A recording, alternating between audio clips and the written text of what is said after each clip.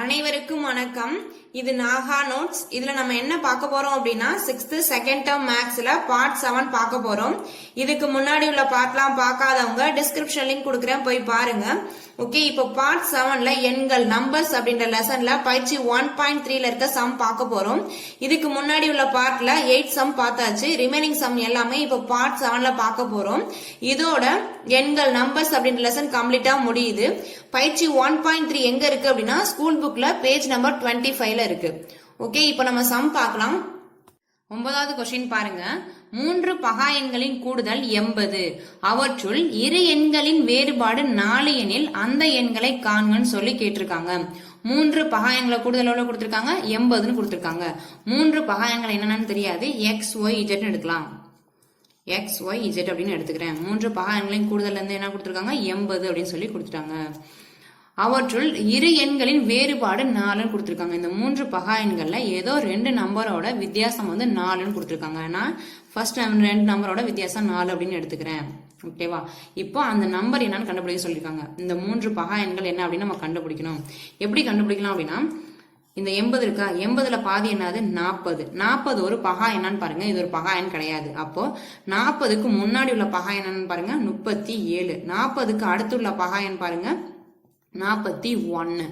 இந்த 2 நம்பரோட வேறுபாடு பாருங்க 4. 2 நம்பரோட வேறுபாடு எவ்வளவு? 4. 37. 41ல 37 போச்சு அப்படின்னா 4 வருமா? அப்போ எக்ஸ்ங்கிற வேல்யூ 37 எடுத்துக்கோங்க, ஒய்ங்கிற வேல்யூ 41 அப்படின்னு நம்ம கண்டுபிடிச்சாச்சு.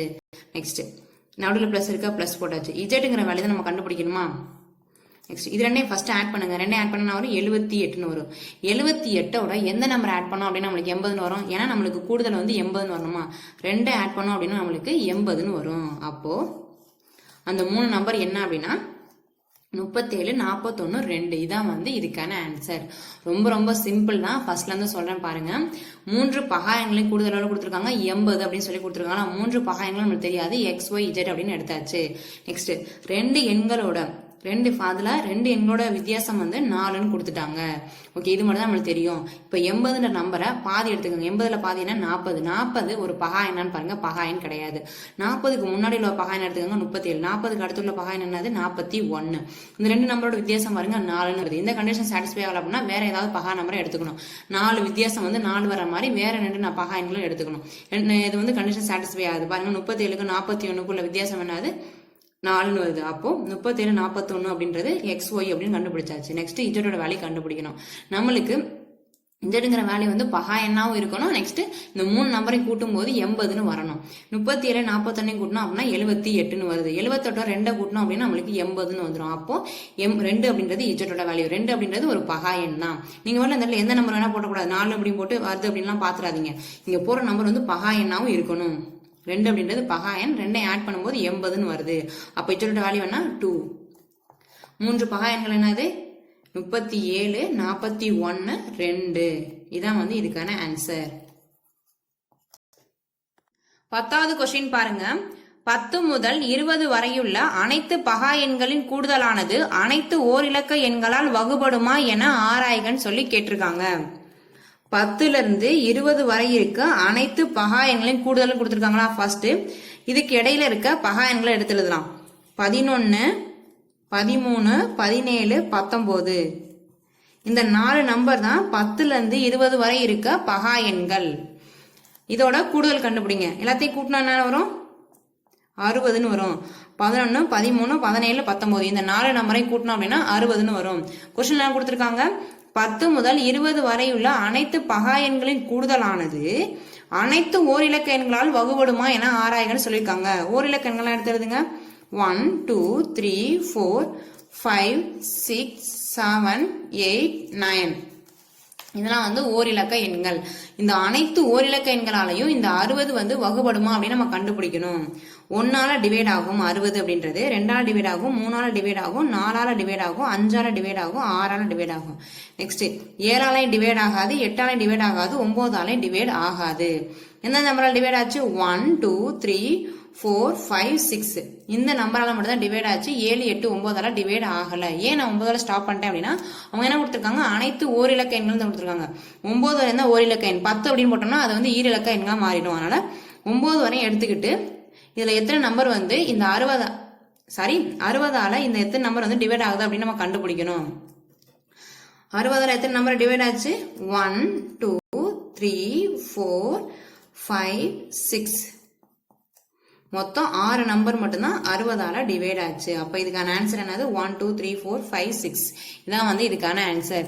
எந்த நம்பர்லாம் டிவைட் ஆகல? 7 8 9 இதெல்லாம் வந்து டிவைட் ஆகல. ஓகே. 11வது கொஸ்டின் பாருங்க. 1 இலிருந்து 9 வரையிலான அனைத்து எண்களாலும் வகுப்படும் மிகச்சிறிய எண்ணை காண்கன்னு சொல்லி கேட்டிருக்காங்க. கொஸ்டின்ல பாருங்க மிகச்சிறிய எண் அப்படின்னு சொல்லி கொடுத்திருக்காங்களா? அப்போ எல்சிஎம் எடுக்கணும். 1ல இருந்து 9 வரை இருக்க நம்பர்ஸ்க்கு எல்சிஎம் எடுக்கணும். 1 2 3 4 5 6 7 8 9 இதுக்கு எல்சிஎம் எடுங்க. ஃபர்ஸ்ட் 2ஆல டிவைட் பண்ணலாமா? இங்க போற நம்பர் எல்லாமே பகா எண்ணா இருக்கணும். என்ன நம்பரால டிவைட் பண்ணீங்களோ அந்த நம்பர் எல்லாமே பகா எண்ணா இருக்கணும். ஓரண்டு 2 இருக்கும், 3 அப்படியே வரும், ஈரண்டு 4 5 அப்படியே இருக்கும், முவிரண்டு 6 7 அப்படியே இருக்கும், நளிரண்டு 8 இங்க 9 அப்படியே இருக்கும். நெக்ஸ்ட் 2ஆல டிவைட் பண்ணுங்க. 1 1 3 அப்படியே இருக்கும், ஓரண்டு 2 5 அப்படியே இருக்கும், 3 அப்படியே இருக்கும், 7 இருக்கும், ஈரண்டு 4 9 அப்படின்ட்டு இருந்துச்சு.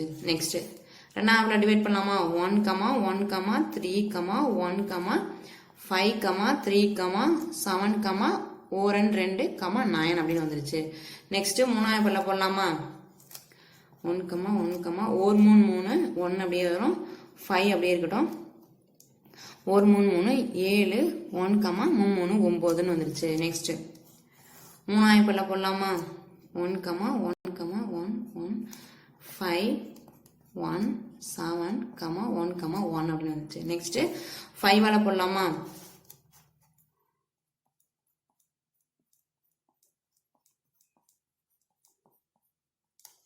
நெக்ஸ்ட் 7ஆல போடலாம். 7ஆல போட்டா எல்லா சைடுமே 1 1 அப்படின்னு வந்துடும். அவ்வளவுதான். அப்போ இது எல்லாத்தையும் மல்டிப்ளை பண்ணுங்க. இது எல்லாத்தையும் மல்டிப்ளை பண்ணா நம்மளுக்கு வந்து எல்சிஎம் கிடைச்சிரும். 2 பெருக்கல் 3 பெருக்கல் 3 பெருக்கல் 5 பெருக்கல் 7 அப்படின்னு இருக்கா? இது எல்லாத்தையுமே எடுத்து மல்டிப்ளை பண்ணுங்க.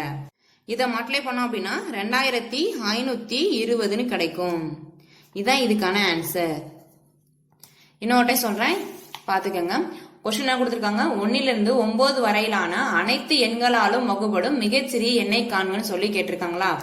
அப்போ 1ல இருந்து 9 வரை இருக்க நம்பர்ஸ்க்கு எல்சிஎம் எடுங்க. எல்சிஎம் எடுத்து என்ன ஆன்சர் வருதோ அதான் இதுக்கான ஆன்சர்.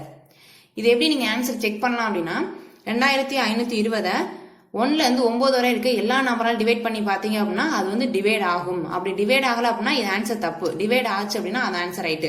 இந்த பாருங்க 2520ங்கிறது 1ல இருந்து 9 வரை இருக்க எல்லா நம்பராலுமே டிவைட் ஆகும். 12வது கொஸ்டின் பாருங்க. 3 தொடர்ச்சியான எண்களின் பெருக்கல் பலன் எப்போதும் 6ஆல் வகுப்படும் என்பதை ஓர் எடுத்துக்காட்டுடன் மெய்ப்பிக்கன்னு சொல்லியிருக்காங்க. 3 தொடர்ச்சியான எண்கள் எடுத்துக்கோங்க. 1 2 3 அதோட பெருக்கல் பலன் எல்லாத்தையும் மல்டிப்ளை பண்ணுங்க. இது எல்லாமே ஒரு தொடர்ச்சியான எண் தான். இதை மல்டிப்ளை பண்ணோம் அப்படின்னா 6ன்னு வருது. 3 தொடர்ச்சியான எண்களின் பெருக்கல் பலன் எப்போதும் 6ஆல் வகுப்படும் அப்படின்னு சொல்லியிருக்காங்களா? இப்போ இதை 6ஆல டிவைட் பண்ணுங்க. இது 6ஆல டிவைட் ஆகுது. அவங்க சொல்ற கண்டிஷன் சாட்டிஸ்ஃபை ஆயிடுச்சு.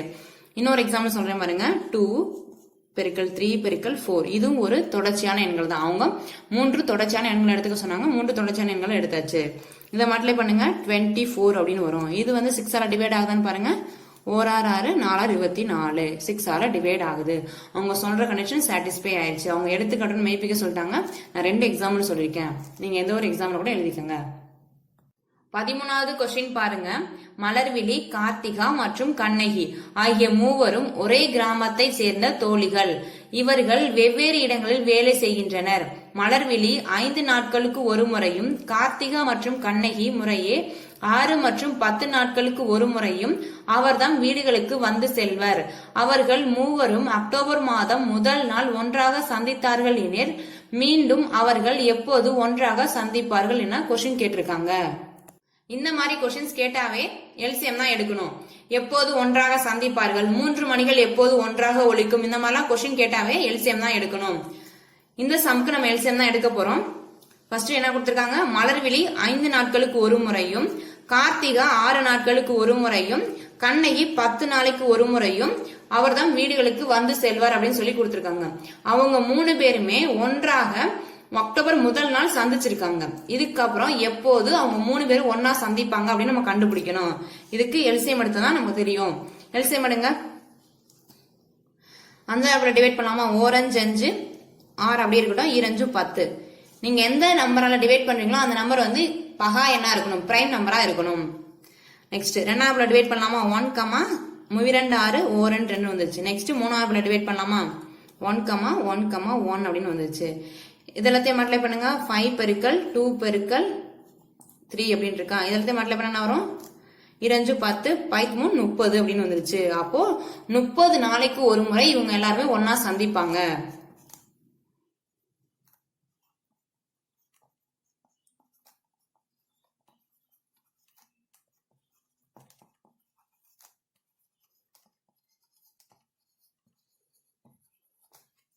முப்பது நாட்களுக்கு ஒரு முறை இவங்க எல்லாருமே ஒன்றாக சந்திப்பார்கள். 14வது கொஸ்டின் பாருங்க. 108 தளங்களை கொண்ட ஒரு அடுக்குமாடி குடியிருப்பில் A மற்றும் B என 2 மின்தூக்கிகள் உள்ளன. 2 மின்தூக்கிகளும் தரைத்தளத்திலிருந்து தொடங்கி முறையே ஒவ்வொரு 3வது மற்றும் 5வது தளத்தில் நின்று செல்கின்றன. எந்தெந்த தளங்களில் இந்த 2 மின்தூக்கிகளும் ஒன்றாக நின்று செல்லும் அப்படின்னு சொல்லி கொஸ்டின் கேட்டிருக்காங்க. கொஸ்டின் என்ன கொடுத்திருக்காங்க? 108 தளங்கள் இருக்குன்னு சொல்லி கொடுத்திருக்காங்க. 2 மின் தூக்கிகள் இருக்குன்னாங்களா. ஃபர்ஸ்ட் ஏங்கிற மின் தூக்கி, நெக்ஸ்ட் பிங்கிற மின் தூக்கி. ஏங்கிற மின் தூக்கி ஒவ்வொரு 3வது தளத்திலும் நின்று போகும். பிங்கிற மின் தூக்கி ஒவ்வொரு 5வது தளத்திலும் நின்று போகும் அப்படின்னு சொல்லி கொடுத்துட்டாங்க. அதாவது என்ன மீனிங் அப்படின்னா, ஃபர்ஸ்ட் ஏங்கிற மின் தூக்கி 3வது தளத்துல நின்னுச்சுன்னா அடுத்து 6வது தளத்துல நிற்கும். அதுக்கடுத்து 9, அதுக்கடுத்து 12 இதே மாதிரி நின்று போகும். பிங்கிற மின் தூக்கி ஃபர்ஸ்ட் 5வது தளத்துல நின்னுச்சு அப்படின்னா அதுக்கடுத்து 10, 15, 20 இதே மாதிரி போய்கிட்டே இருக்கும். அவங்க என்ன கொஸ்டின்ல கேட்டிருக்காங்க? எந்தெந்த தளங்களில் இந்த 2 மின்தூக்கிகளும் ஒன்றாக நின்று செல்லும் அப்படின்னு கேட்டிருக்காங்க. இந்த AB இந்த 2 மின்தூக்கிகளும் ஒன்றாக எந்தெந்த தளங்களை நின்று போகும் அப்படின்னு நம்ம கண்டுபிடிக்கணும். இதுக்கு எல்சிஎம் எடுக்கணும். 3, 5க்கு எல்சிஎம் எடுங்க. 3 போட்டா 1, 3, 3, 5 அப்படியே இருக்கும். நெக்ஸ்ட் 5 போட்டோம் அப்படின்னா 1, 1 அப்படின்னு வந்துச்சு. 2 மல்டிப்ளை பண்ணா வரும் 3 பெருக்கல் 5 15 அப்படின்னு கிடைச்சிச்சு. அப்போ என்ன மீனிங் அப்படின்னா, இந்த 2 மின்தூக்கிகளும் 15வது தளத்துல ஒன்றாக நின்று செல்லும். அதுக்கடுத்து எந்தெந்த தளத்துல நின்று போகும் அப்படின்னா, இதோட 15 ஆட் பண்ணுங்க 30 வரும். 30ஓட 15 ஆட் பண்ணோம் அப்படின்னா 45 வரும். 45ஓட 15 ஆட் பண்ணோம்னா 60 வரும். 60ஓட 15 ஆட் பண்ணோம் அப்படின்னா 75. நெக்ஸ்ட் 90. 90ஓட 15 ஆட் பண்ணோம் அப்படின்னா 105. இதோட நம்ம ஸ்டாப் பண்ணிடணும். ஏன்னா மொத்தமே வந்து 108 மின்தூக்கி தான், 108 தளங்கள் தான் இருக்கு. சாரி, 108 தளங்கள் தான் இருக்கு. அப்ப இதோட ஸ்டாப் பண்ணிடணும். அப்போ எந்தெந்த தளங்கள்லாம் ஒன்றாக நின்று போகும் அப்படின்னா 15, 30, 45, 60, 75, 90, 105 இந்த தளங்கள்லாம் இந்த 2 மின்தூக்கிகளுமே ஒன்றாக நின்று செல்லும். இன்னொரு டைம் சொல்றேன், தெளிவா பாத்துக்கோங்க. 2 மின்தூக்கிகள் இருக்கு. ஒன்னு வந்து 3வது தளத்துல நின்று ஒவ்வொரு 3வது தளத்துல நின்று போகும். பிங்கிற மின்தூக்கிக்கு வந்து ஒவ்வொரு 5வது தளத்துல நின்று போகும். இது 2க்கு எல்சிஎம் எடுத்தீங்க அப்படின்னா 2 மின்தூக்கிகளும் சேர்ந்து 15வது தளத்துல நிற்கும். அதுக்கடுத்து எப்படி கண்டுபிடிக்கிறது அப்படின்னா, இந்த 15ஓட அடுத்து 15 ஆட் பண்ணுங்க. அதே மாதிரி வர்ற ஆன்சரோட திரும்ப 15 ஆட் பண்ணிட்டே போனீங்க அப்படின்னா உங்களுக்கு அந்த ஆன்சர் கிடைச்சிடும். இதோட ஸ்டாப் பண்ணணும் அப்படின்னா, இங்க எத்தனை தளங்கள் இருக்கு? மொத்தம் 108 தளங்கள் தான் இருக்கு. அப்போ 105ஓட ஸ்டாப் பண்ணிடுங்க. இதோட 15 ஆட் பண்ணீங்க அப்படின்னா கண்டிப்பா இதோட 15 ஆட் பண்ணா வரும் 120 வந்துடும். நம்மளுக்கு 128 தளமே இல்ல, நம்மளுக்கு இருக்கிறதே 108 தளங்கள் தான் இருக்கு. அதனால 105ஓட ஸ்டாப் பண்ணிட்டோம். இதான் வந்து இதுக்கான ஆன்சர். 15, 30, 45, 60, 75, 90, 105. 15வது கொஸ்டின் பாருங்க. 2 ஈரிலக்க எண்களின் பெருக்கல் பலன் 300 மற்றும் அவற்றின் மீ பே கா 5 எனில் அவ்வெண்கள் யாவைன்னு சொல்லி கேட்டிருக்காங்க. இந்த கொஸ்டின் நீங்க ஆப்ஷன் வச்சு போட்டீங்க அப்படின்னா ரொம்ப ஈஸியாவே போட்டலாம். என்ன கொஸ்டின் கொடுத்திருக்காங்க? 2 ஈரிலக்க எண்கள், ஏங்கிற எண்ணு ஒரு பிங்கிற எண்ணு எடுத்துக்கோங்க. இந்த 2 ஈரிலக்க எண்களோட பெருக்கல் பலன் எவ்வளவு கொடுத்திருக்காங்க? 300 அப்படின்னு சொல்லி கொடுத்துருக்காங்க. அதோட HCF எவ்வளவு கொடுத்திருக்காங்க? 5 அப்படின்னு சொல்லி கொடுத்துட்டாங்க. நெக்ஸ்ட் அந்த 2 எண்கள் என்னன்னு சொல்லி கண்டுபிடிக்க சொல்லிருக்காங்க. இப்போ ஃபர்ஸ்ட் ஆப்ஷன் எடுத்துக்கோங்க. 30, 10 இருக்கு. ஃபர்ஸ்ட் இந்த கண்டிஷன் சாட்டிஸ்ஃபை ஆதான்னு பாருங்க. இந்த 2 எண்ணோட பெருக்கல் பலன் என்ன இருக்கணும்? 300 இருக்கணும். 2 மல்டிப்ளை என்ன வருது? 300 அப்படின்னு வருது. ஃபர்ஸ்ட் கண்டிஷன் சாட்டிஸ்ஃபை ஆயிடுச்சு. ரெண்டாவது கண்டிஷன் என்னது? 2க்கும் உள்ள HCF, இந்த 2 நம்பருக்கும் உள்ள HCF என்னவா இருக்கணும்? 5 இருக்கணுமா? அப்போ 30க்கும் 10க்கும் HCF எடுங்க. ஓரஞ்சு 5, ஆரஞ்சு 30, ஈரஞ்சு 10 இருக்கும். நெக்ஸ்ட் என்ன ஆப்பிள் போடலாமா?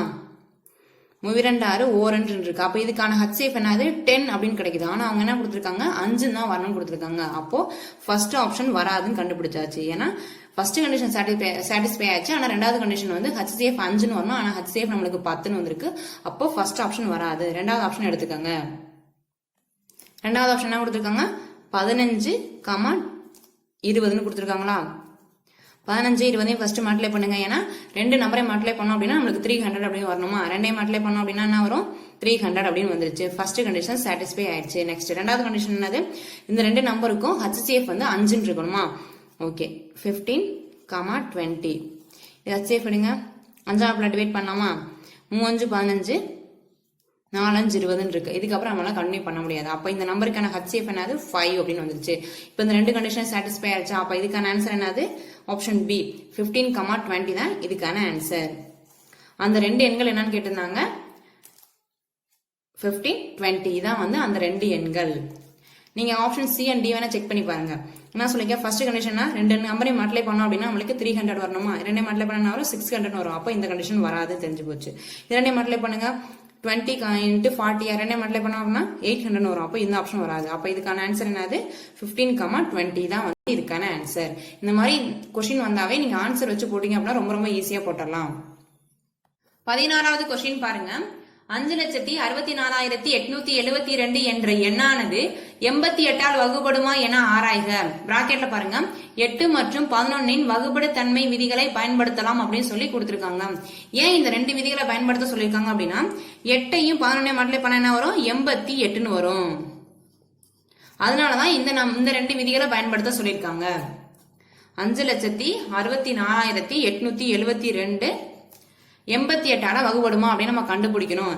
88ஆல டிவைட் ஆகணும் அப்படின்னா இந்த நம்பர் 8ஆலையும் 11ஆலையும் டிவைட் ஆச்சு அப்படின்னா இந்த நம்பர் வந்து 8ஆலையும் 11ஆலையும் டிவைட் ஆச்சு அப்படின்னா கண்டிப்பா இந்த நம்பர் 88ஆல டிவைட் ஆகும். ஃபர்ஸ்ட் நம்ம 8ஆல டிவைட் ஆகுமா அப்படின்னு நம்ம கண்டுபிடிக்கலாம். 8ஆல டிவைட் ஆகணும் என்ன கண்டிஷன்? லாஸ்ட் 3 டிஜிட் 8ஆல டிவைட் ஆகணுமா? 872 8ஆல டிவைட் பண்ணுங்க. 1/8 இந்த 7 வந்து அடங்கா 0 சேர்த்துக்கோங்க. 9 8 72. அப்போ லாஸ்ட் 3 டிஜிட் வந்து 8ஆல டிவைட் ஆகுது. நெக்ஸ்ட் 14ஆல டிவைட் ஆகுதான்னு பாருங்க. ஏதாவது ஒரு கண்டிஷன் மட்டும் சாட்டிஸ்ஃபை ஆகக்கூடாது, ரெண்டு கண்டிஷனுமே சாட்டிஸ்ஃபை ஆகணும். ஓகே. நெக்ஸ்ட் 5 6 4 8 7 2 இந்த நம்பர் 14ஆல டிவைட் ஆகுமா அப்படின்னு நம்ம கண்டுபிடிக்கணும். இதுக்கு என்ன கண்டிஷன்? ஒன்று விட்ட இலக்கங்களின் கூடுதல்களின் வித்தியாசம் 0வா இருக்கணும், இல்லைன்னா 14ஆல டிவைட் ஆகிற மாதிரி இருக்கணும். ஒன்று விட்ட இலக்கங்களின் கூடுதல்களின் வித்தியாசம் 0வா இருக்கணும், இல்லைன்னா 14ஆல டிவைட் ஆகிற மாதிரி இருக்கணும். பாருங்க ஒன்று விட்ட இலக்கங்களின் கூடுதல் எழுதுங்க. 5 + 4 + 7 அப்படின்னு இருக்கு. நெக்ஸ்ட் -6 + 8 + 2 அப்படின்னு இருக்கு. எல்லாத்தையும் ஆட் பண்ணுங்க. இது ரெண்டையும் ஆட் பண்ணுங்க 16 வருது. இது ரெண்டையும் ஆட் பண்ணோம் அப்படின்னா 16 வருது. அப்போ மைனஸ் இருக்கா நடுவுல? ஏன்னா வேறுபாடுன்னு சொன்னாவே மைனஸ் தான். ரெண்டையும் மைனஸ் பண்ணா வரும் 0ன்னு வருது. நான் என்ன சொல்லியிருக்கேன்? ஒன்று விட்ட இலக்கங்களின் கூடுதலின் வித்தியாசம் 0வா இருக்கணும், இல்லைன்னா 14ஆல டிவைட் ஆகிற மாதிரி இருக்கணும். இங்க 0வா வந்துருச்சு. அப்போ இந்த நம்பர் வந்து 14ஆல டிவைட் ஆகும் அப்படின்னு நம்ம கண்டுபிடிச்சாச்சு. அப்போ இந்த நம்பர் என்னவாகும்? 88ஆலையும் டிவைட் ஆகும். நம்ம ரெண்டு இன்னொரு டைம் சொல்ல தெளிவா பாருங்க. ஃபர்ஸ்ட் 8ஆல டிவைட் ஆகுதான்னு பார்க்கணும். 8ஆல டிவைட் ஆனா என்ன கண்டிஷன்? லாஸ்ட் 3 டிஜிட் 8ஆல டிவைட் ஆச்சு அப்படின்னா இந்த மொத்த நம்பருமே 8ஆல டிவைட் ஆகும். லாஸ்ட் 3 டிஜிட் வந்து 8ஆல டிவைட் ஆகுது. அதனால இந்த நம்பர் வந்து 8ஆல டிவைட் ஆகும் நம்ம கண்டுபிடிச்சாச்சு. நெக்ஸ்ட் இந்த நம்பர் வந்து 14ஆல டிவைட் ஆகுதான்னு கண்டுபிடிக்கணும். இந்த ரெண்டு நம்பர் டிவைட் ஆனாதான் இந்த நம்பர் வந்து 88ஆல டிவைட் ஆகும். 14ஆல டிவைட் பண்ணணும் அப்படின்னா ஒன்று விட்ட இலக்கங்களின் கூடுதல் வித்தியாசம் 0வா இருக்கணும், இல்லைன்னா 14ஆல டிவைட் ஆகிற மாதிரி இருக்கணும். இங்க பாருங்க 0ன்னு இருக்கு. அப்போ இந்த கண்டிஷனும் சாட்டிஸ்ஃபை ஆயிடுச்சு. அப்போ இந்த நம்பர் என்னவாகும்? 88ஆல டிவைட் ஆகும். 17வது கொஸ்டின் பாருங்க. இதான் லாஸ்ட் கொஸ்டின். வில்சன், மதன் மற்றும் குணசேகரன் ஆகியோர் ஒரு வட்ட வடிவிலான ஓடுபாதையின் ஒரு சுற்றை முறையே 10, 15 மற்றும் 20 நிமிடங்களில் சுற்றி முடிக்கின்றனர். அவர்கள் தொடக்க புள்ளியில் காலை 7 மணிக்கு ஒன்றாக சுற்ற தொடங்கினால் அவர்கள் மீண்டும் எப்போது தொடக்க புள்ளியில் ஒன்றாக சந்திப்பார்கள் அப்படின்னு சொல்லி கொஸ்டின் கேட்டிருக்காங்க. இந்த மாதிரி கொஸ்டின் கேட்டாவே எல்சிஎம் தான் எடுக்கணும். 10, 15, 20 இந்த நம்பருக்கு எல்சிஎம் எடுங்க. ரெண்டாவது டிவைட் பண்ணலாமா?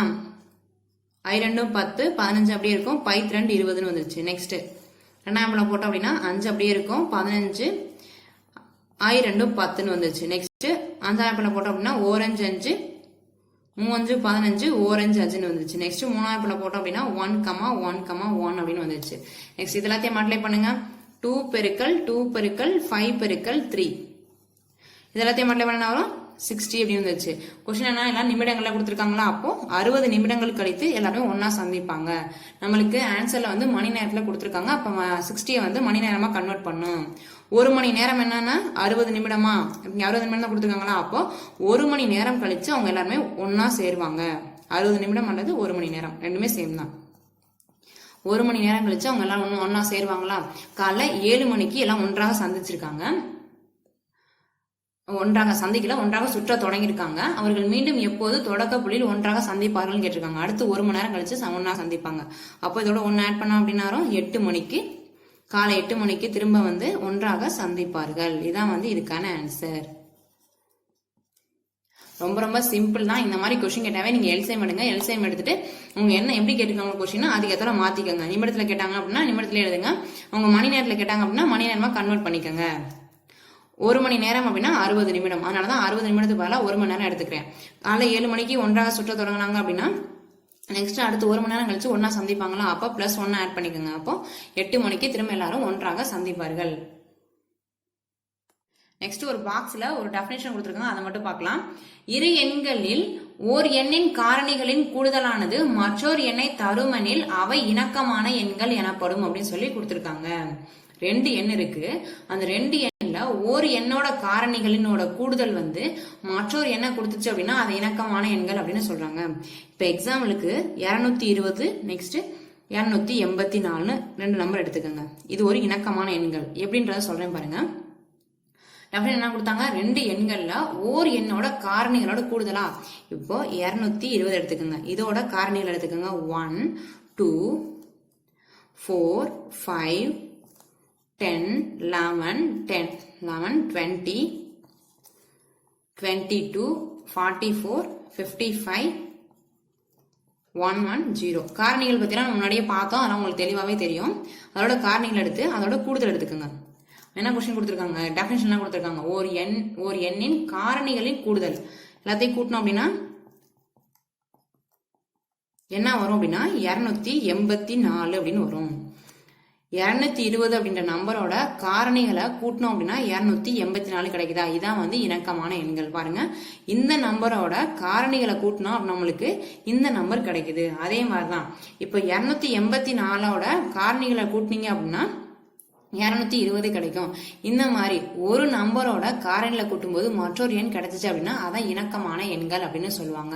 இதே மாதிரி நீங்க 284க்கு நீங்க செக் பண்ணி பார்த்தாலும் அதோட காரணிகளோட கூடுதல் வந்து 220ன்னு கிடைக்கும். ஓகே ஃப்ரெண்ட்ஸ், இந்த பார்ட் 7ஓட எண்கள் அப்படின்ற லெசன் கம்ப்ளீட்டா முடிஞ்சிருச்சு. நெக்ஸ்ட் வீடியோல அடுத்த லெசன் பார்க்கலாம். ஓகே ஃப்ரெண்ட்ஸ், உங்களுக்கு இந்த வீடியோ யூஸ்ஃபுல்லா இருந்துச்சு அப்படின்னா லைக் பண்ணுங்க, உங்க ஃப்ரெண்ட்ஸ்க்கு ஷேர் பண்ணுங்க. தேங்க்யூ.